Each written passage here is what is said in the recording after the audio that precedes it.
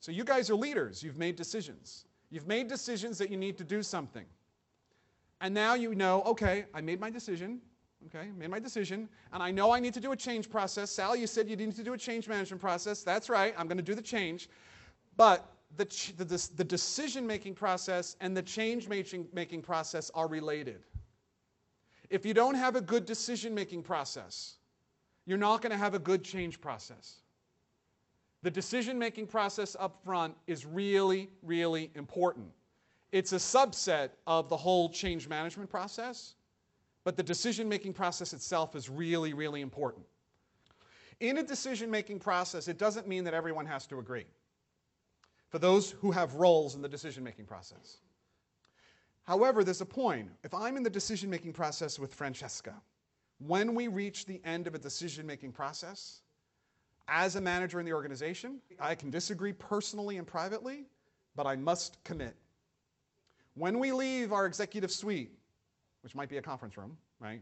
When I leave Francesca, when Francesca and I leave after our sharp disagreement, once a decision is made, Francesca and I have to be like this. Okay? We have to be like this. I want you guys to think about the roles in the decision that you have. I'm going to go through the roles. Responsible. The person who's the R in RASCI, so RASCI is an acronym. So the R, who is responsible for making the decision happen? The R is a single decision maker.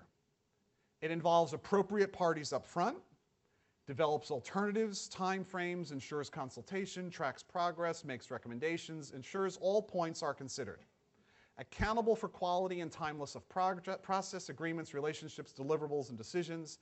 Responsible for accurately identifying the C's, the S's, and the I's. Okay? So if I say to Tanya, we need to move Zia to Istanbul. She is responsible for getting him to Istanbul. She's responsible. She may need to call people, she may need to talk to people, but she is responsible. Now, in the decision-making process, there's an approver. Now, let's say moving Zia to Istanbul is a really expensive thing. Maybe I need to go talk to my board, right? Maybe my board is the approver here, or my board of advisors. Or if I'm the head of IT, if I'm the head of technology, and I'm responsible for technology, but I think we really need to upgrade our Salesforce.com application, for example.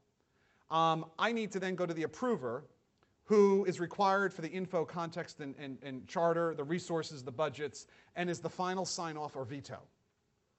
Understanding roles in decisions is the most important thing you can do in a decision-making process as you run a company. This is the most important thing you can do, to understand what is my role in this decision. So this is all about expectations. And some of you have heard me say this before. It's one of my favorite lines. It's a Salism.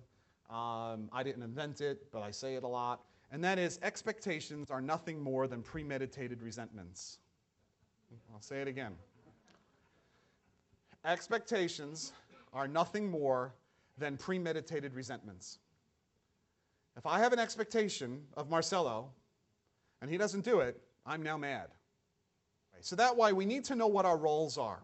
We need to know what our roles are so we have healthy expectations, and therefore we don't have resentments in the decision-making process, and we don't have resentments in the change management process. So expectations, and by the way, this is a truism in personal relationships. It's a truism in personal relationships, it's a truism in business relationships. And for those of you who have heard me speak before, I don't make a distinction between the personal and the professional. How we behave personally is how we should behave professionally. The values and behaviors we have with our families and friends are the values and behaviors we should have with our employees and our customers.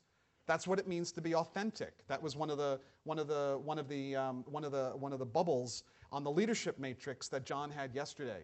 The challenge of being authentic. As Zia said, change is about life. Don't you want to live? Right? What's your selling point what's the greatest selling point to your candidates? When you work for my company, you're going to live. You're going to live fully. You're going to experience life because we change. That's what you're going to experience. What a compelling value proposition for the employees. Okay?